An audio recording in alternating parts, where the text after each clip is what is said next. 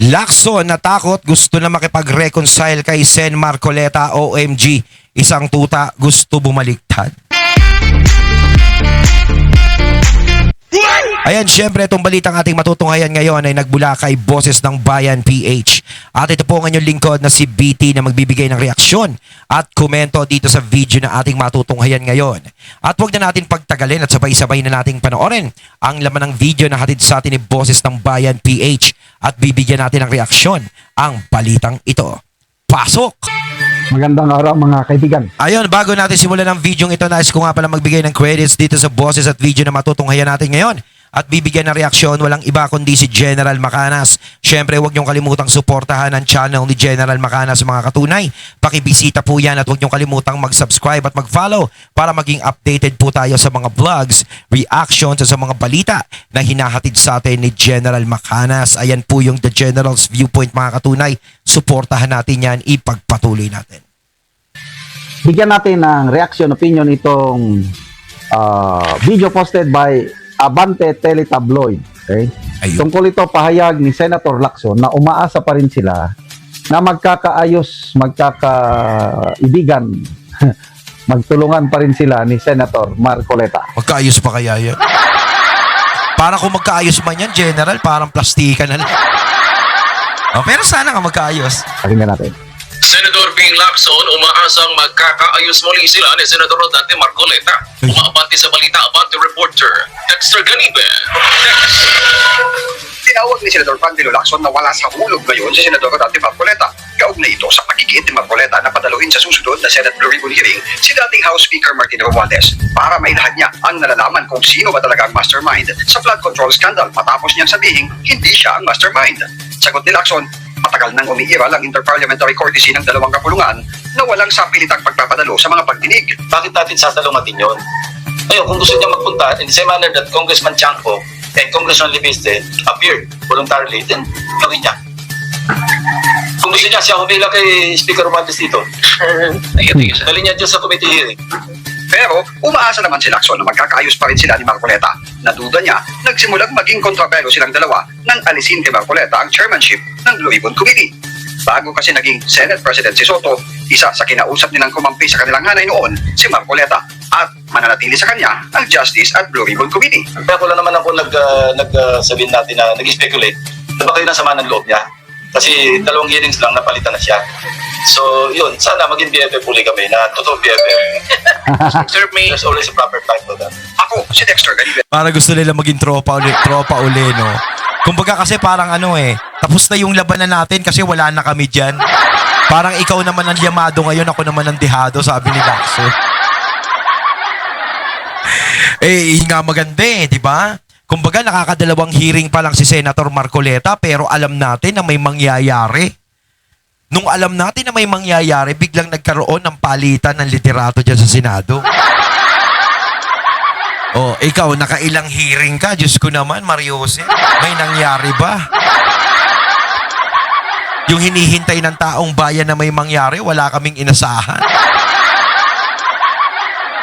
Kumbaga, sayang lang yung mga testigo din eh. Ang dami mong sinayang na testigo. Abante. Kung ako si Senator Marcoleta, ayokong makipag-BFF, yung totoong BFF sa isang Lacson na ito. Para sa akin, okay na siguro yung, sige, pati na lang tayo. Kasi pareho naman tayong senador, parang respetuhan na lang. Pero yung makikipagdikitan ka pa, wag na. Kasi huli na dito magtitiwala ka pa ba? Di ba? Pagkatapos kang ganyan-ganyan, magkakatiwalaan mo pa ba yung isang tao? Oh. Meron nga pahayag ni Senator Marcoleta na ayaw niya nang tawaging senador si Lacson. Ayun. Ano lang itatawag? Ping na lang daw. Ping. Na lang. Si Senator Marcoleta, sa aking pananaw, wala man siyang personal na alitan kay Lacson. Trabaho lang o taong bayan lang ang Iniisip ni Marcoleta. naiisip ni Senator Marcoleta kung yun. bakit siya nangungulit na tawagin ang mga dapat tawagin sa investigasyon. Sample, Lacson. Kaso nga lang, ang nangyayari, parang naiirita sila Lacson sa sinasabi ni Senator Marcoleta. Oh. Kaya tuloy napapag-isipan sila Lacson noong mga panahon na yon na parang may pinagtatakpan. Di ba, pinag-iisipan sila ng taong bayan. Kasi nga syempre, tawagin mo na dapat ang tawagin. Ika nga ni Marcoleta. Ilabas na para magkatapusan na tayo rito. Kaso wala, ang daming pasikot-sikot ni Laxi. Parang ayaw niyang puntuhin yung dapat puntuhin. Ano ito? Romualdez. Agree ako kay Senator Marcoleta na isantabi yung interparliamentary courtesy na yan.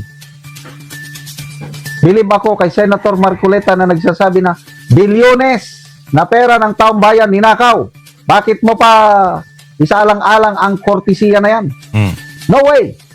Sabi pa ni Senator Marcoleta, narinig ko siya, sabi niya, kung may interparliamentary sa courtesy between houses, bakit dito sa atin sa Senado, wala naman kayong ginagawang paggalang sa isa't isa?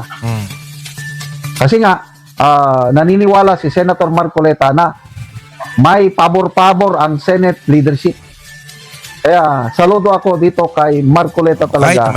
Sana magtagal pa siya dyan sa Senado. Oo, sana nga, sana. Pero sa tingin ko, magtatagal si Senator Marcoleta, pero malakas din ang pakiramdam ko. Malakas ang pakiramdam ko, mga katunay, na si Senator Marcoleta may posibilidad na tumakbo yan sa mas mataas na posisyon. Kayo, mga katunay, nararamdaman nyo rin ba yung nararamdaman ko? Iisa lang ba yun na iisip natin? Comment na kayo sa comment box uli para may pag-usapan tayo.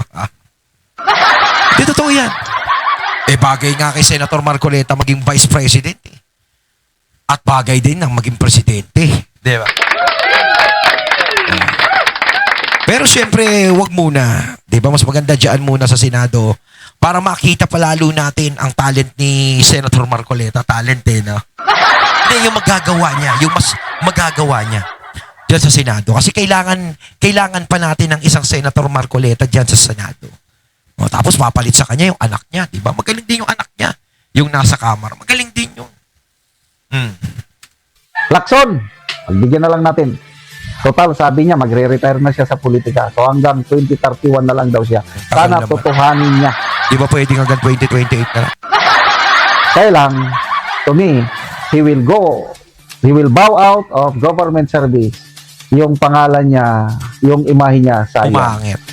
Dahil napakaganda yung naipundar niyang imahe na yung Lacson noon na anong tawag? Sinayang niya yun Blockbuster. Ano pa? Ang maganda sana yung bago siya mag-retire, meron siyang maiiwan na magandang pangalan, magandang legacy na nagawa niya. Kaso nga lang, etong huli, kahit naman ako bumilib ako kay Senator Lacson dati. Kasi nung nakita ko, nakipaglaban sila kay, kay Gloria nung mga panahon na yun. Diba? Nagtago si Lacson, dahil alam natin kung ano naman yung pinaglalaban nila. Talaga nagkaroon ng prinsipyo, ewan ko talaga ngayon, ang laki ng pinagbago niya. Kaya nga parang hindi ko na siya kilala, parang hindi siya si Lacson. Of steel. Tawag sa kanya sa mga PMAers, nasaan na yung pinahanga namin na Lacson na man of steel na walang kinakatakutan, na kaya nilang salungatin, kaya niyang labanan ang Arroyo administration noon. Lumipad na. Kasi ang dami niyang isinisiwalat ng kapalpakan ng mga ni First Gentleman Arroyo noon. Kaya pinag-initan siya ng Arroyo administration na pa-isyuhan siya ng warrant of arrest, kaya tumakas. Yun ang kwento ng Lacson na hinahangaan ko. Ngayon, wala na. Siguro parang na-trauma siya. Parang ayaw niya ng maulit. Kung kailangan makisama na ako sa administrasyon ngayon. Ayoko na magtago uli. Baka maulit na naman. Pero sa tutuusin, sa ginawa ni Senator Lacson na yun, noong mga panahon na yun, ang daming bumilib sa kanya. Diba? Ang dami talaga. Kaya nga nananatili siya sa, diba? Sa Senado. Dahil sa ginawa niya, dahil nakikita na talagang meron siyang prinsipyo noong mga panahon na yun. At yun yung hinahanap ng mga tao ngayon. At ayun din yung hinahanap sa kanya ni Senator Marcoleta dahil hindi ganyan yung pagkakakilala sa kanya. Naglaho na ang bula, kaya sayang. Sayang. Bakit ka ba nagkaganyan? Bakit ba may... Ay, naku ang dahilan. Kaya sabi ni Senator Marcoleta, nagbago na si Lacson, yung dating matapang na PNP chief Metepeng nileng. na supposed to be na humahabol sa mga magnanakaw ay wala na. Ilang maleta ba ang dahilan? O, di ba? Kumakalat yung video ngayon. Helicopter ni Saldico, nakasakay si Lacson, nakasakay si Tito Soto. Wow. Tapos, Ngayon nga sa camera, no, napag-usap. Yung mga bumoto, no, lagi nila sinasabi sa comment, no, ilang maleta ba? Nakikita ko sa mga comment. Pero meron ako isang chismis sa inyo, no, talagang hindi ko inaasahan na si Richard Gomez iboboto ng yes sa impeachment ni BP Sara. Di ba alam naman natin na Duterte yan, pero nakita natin na parang bumaliktad si Goma. Pero may post naman siya parang mas iniisip niya daw yung kapakanan ng mga taga-Ormoc. Siguro yun yung yun yung kapag hindi ka bumoto ng yes, wala kang budget. So, yun yung iniisip mo, yung kapakanan ng mga lugar mo. Kumbaga, kung ako lang ang tatamaan yan, okay lang, para siguro ganun. Kaso nga lang, kung hindi ako bigyan ng pondo, yung distrito ko, ikawawa naman yung mga kalugar ko dito sa Ormoc, siguro ganun. Kaya nga sinasabi ko, mga katunay, yung mga ibang pumirma siguro dyan, bigyan natin sila ng katwiran. Siguro yung mga ibang pumirma dyan sa impeachment ni BP Sara, parang labag naman siguro sa kalooban nila, no? Kasi baka mamaya, iniisip naman talaga nila yung mga nasasakupan nila. Na kung meron talagang involved na ganong klaseng usapin, ha? Kung meron talagang involved ba?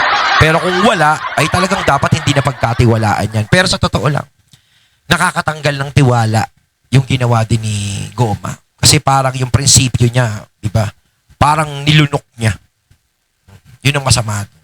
So, may mga iba pa na talagang dati ang ingay-ingay, na tipong pinagtatanggol si BP Sara, ngayon bumoto ng yes. Tito Soto, ilan yung maleta niya? 5? Todo deny siya. But anyway, sabi nga ni Senator Ako kaya kailan mabibigyan? Kahit isang maleta lang. Wala ba tayo dyan?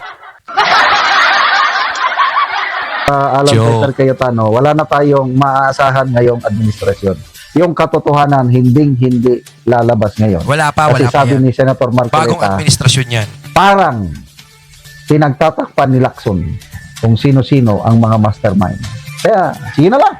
There will always be a Pero day of- ngayon, bago na ang liderato, may posibilidad na. Pero hindi pa talaga yan. Umaasa pa ako dyan sa sa bagong administrasyon pa. reckoning. Sabi Kapag nabura na yung mga alitap-tap. Tatay Digong natin. Next administration. Yan. Pumanda kayo. Dahil sabi ni Congressman Toby Chanco, 1,000,000% hindi nila, meaning nila, yung Maleta Gang members, hindi nila maariglo si BP Sara. Kaya ang mga Marcos at kanyang mga kakampi, dalawa lang ang patutunguhan. Sabi naman ni Congressman Erese, either makulong sila or mag-exile. Hindi tayo papayag na mag-exile. Dapat mapanagot ang mga kawatan sa kaban ng bayan. Dapat magkaroon po tayo ng hustisya. Ayon, natating nato ngayon ang video na nagmula kay Boses ng Bayan PH. At syempre nato ngayon natin ang boses at video na yon na binigyan natin ng reaksyon na nagmula kay General Macanas. Kayo mga katunay, anong masasabi nyo tungkol dito? Comment lang po kayo sa comment box. So once again, I'm BT and I'm out. Peace.